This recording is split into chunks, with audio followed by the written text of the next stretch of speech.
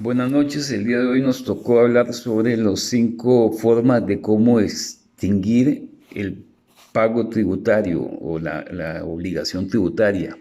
Más que todo, hay 5 formas de cómo se debe extinguir, que son mediante el pago, la compensación, la condonación, la confusión o la prescripción. En primer punto vamos a hablar en la forma del pago. El pago es el mecanismo normal como se cancela una deuda y en ella se debe de hacer en efectivo o en cheque. Son las formas de que se deben de cancelar los pagos. Bueno, ahora se hacen las transferencias también. El pago es la forma de eliminar el fin por cual fue creada la obligación. Es el primer medio de extinción. Es la suma de la entrega del dinero a la obligación tributaria y como dijimos puede ser en efectivo y este debe pagarse dentro de los plazos que establece la ley y los respectivos, ¿cómo se llama?, deudas de acuerdo a los vencimientos que tiene cada uno de ellos. Cuando se tiene un pago y no se tiene establecido cuánto es el vencimiento, se debe cancelar a los 15 días máximo de que ocurra el hecho generador. Y los pagos por lo general se aplican a la deuda que el sujeto pasivo quiere que se le apliquen o en su efecto se aplican a las deudas más antiguas. El segundo medio de la extinción tributaria es mediante la compensación. La compensación se da cuando el contribuyente tiene un saldo a favor por pagos en exceso o por montos concedidos por ley. Es decir, mediante un oficio se solicita la compensación y se procede a la compensación de los saldos que se tienen a favor sobre periodos, eso sí, no prescritos.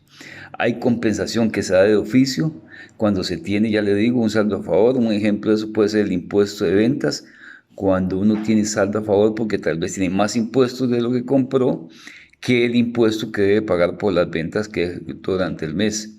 Entonces ahí se da una compensación de oficio, digámosle así. Y cuando el contribuyente solicita, también tiene que hacerlo mediante un documento a la administración tributaria, pero que tenga bajo la misma administración. Entonces ahí se puede aplicar también la compensación.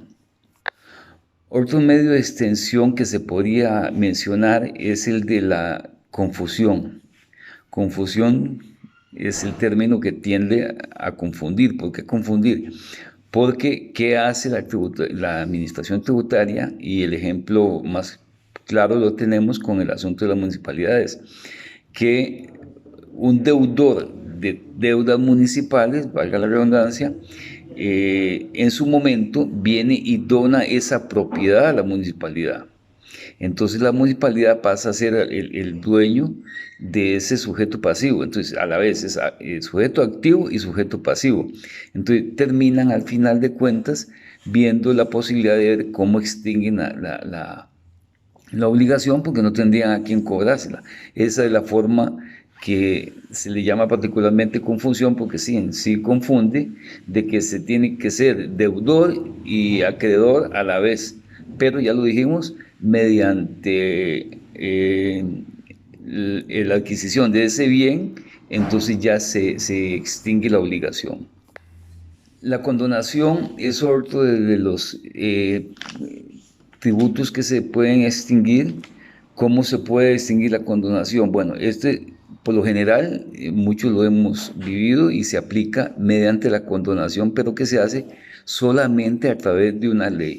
Es la única forma que se puede hacer una condonación y entonces se aplica lo que normalmente se le llama la amnistía tributaria. Hace poco pasó a nivel de todo el país, donde se condonaban de intereses y todo el asunto, las deudas que se tenían con Hacienda. Normalmente también se aplican a municipalidades. En estos casos se paga solamente el principal, no se pagan los intereses sobre los meses que no están prescritos. Eso sí también, eso sí tiene que tenerse muy claro. La prescripción es una forma de que también es otro de los tantos puntos que tenemos que tocar, pero lo tocamos en este caso porque las deudas se pagan de las municipalidades, en el tanto le condonen a usted la multa de intereses, pero de las deudas que están vigentes.